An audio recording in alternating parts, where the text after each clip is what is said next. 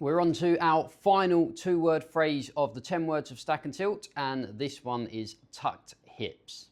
So tucked hips essentially means the extending of the body. We do this on the way back and on the way through. So as we turn up, we extend our body, and as we turn back down, we extend our body.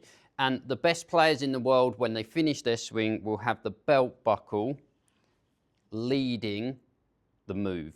We want to extend in our golf swing because it will create more power, and it will also allow us to hit the ball a little bit higher.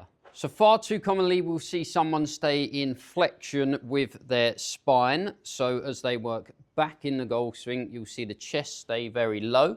Now, if I don't extend from this position, you can see the length of my backswing is not above my shoulder, right? If I add an extension piece from here, so into the backswing extension, you see how much further my golf swing is able to move around the arc. So the extension piece is creating length of swing in the backswing. And then on the way through, if I stay in a flexed position, you can see the direction that my club is moving in if I stay in flexion. You can see where my golf swing finishes, my chest is definitely leading the moves. Again, my arms can't get high, and because of this action, you can see there's zero loft on the club face, so it's very tough to get this ball off the ground. You'll see a lot of the old boys you'll see doing this, and if they added this little extension piece definitely in the way through, they would definitely get some more height on the golf ball, and that will make the game a lot easier for them. So to start understanding the tucked pelvis movement, we're going to take our club and we're going to pop it on our belt buckle.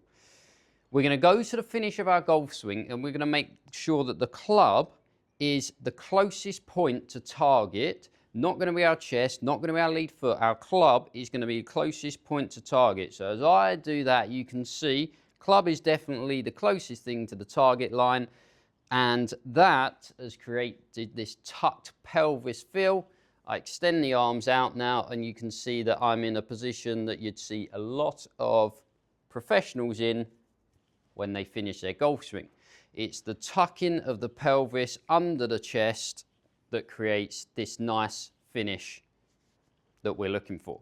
So if I just think about how that works on the way through, so I'm tucking my pelvis now, tucking my pelvis, tucking my pelvis, tucking my pelvis. But you can see at this point that my club delivery is a little bit more from the inside, and as I continue tucking, you can see when I get to impact with my nice straight arms that I have created some loft on the club face, and that allows me to hit these nice high draws that we're looking for. Now we understand how the pelvis is supposed to move, we're going to move it into more of a golf swing feeling. So we're going to drop the club for a second, we're going to take an alignment stick, and we're going to set up with the alignment stick at 45 degrees angle to where the golf ball would be. So here, we're going to move it back 45 degrees. Now from here, we're going to drag the alignment stick through, keeping our arms nice and straight, and at some point, we're going to have to get this alignment stick out of the ground. So because it's longer than a club, it's a little bit more obvious that you've got to get it out of the ground, right?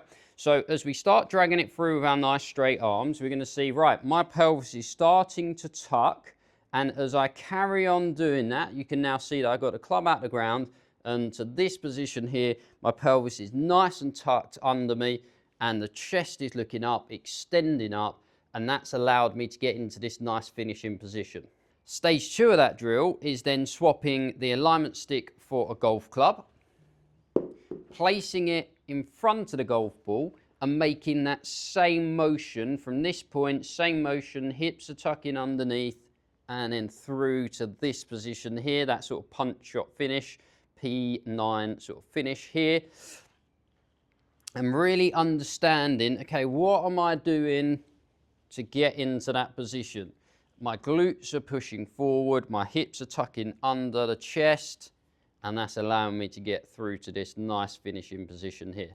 So we've got an understanding now of how the club is supposed to move when we get the hips tucked.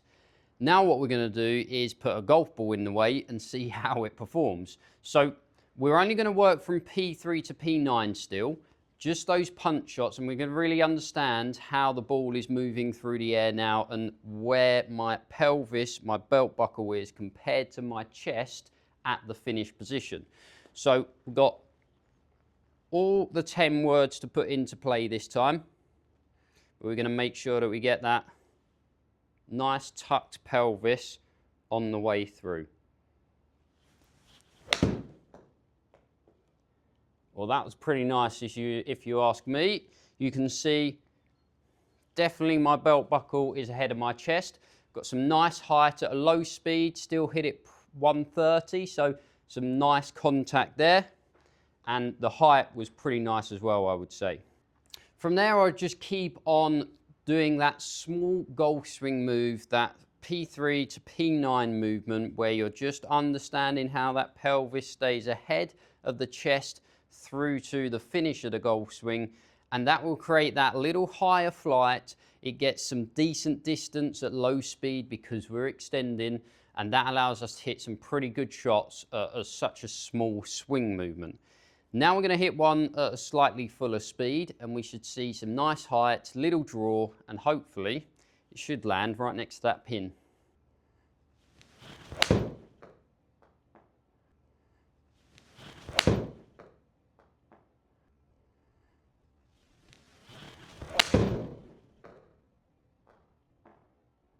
So pretty good shot there.